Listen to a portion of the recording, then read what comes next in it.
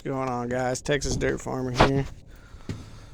My little brother bought this sucker, freaking all-wheel drive, for 200 bucks. It didn't have a key, but here's a quick tip for you guys. We took that sucker out, okay, here's the other parts of it, and you get it down to this part right here. Alright. Once you have that down, you find you a key that fits.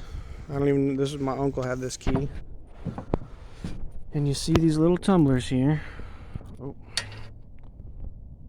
See, they'll stick up. The ones that are sticking up, when you put that key in there, you need to grind flat. When you grind them suckers flat, you just rekeyed your lock there. So there's a quick tip for you. This one, I'm thinking, is what holds the cylinder in place. So I'm going to leave that one. If that doesn't work, I'm going to regrind it. Alright, guys. I'll have to fucking do it again. Here's the results on the rekeyed lock.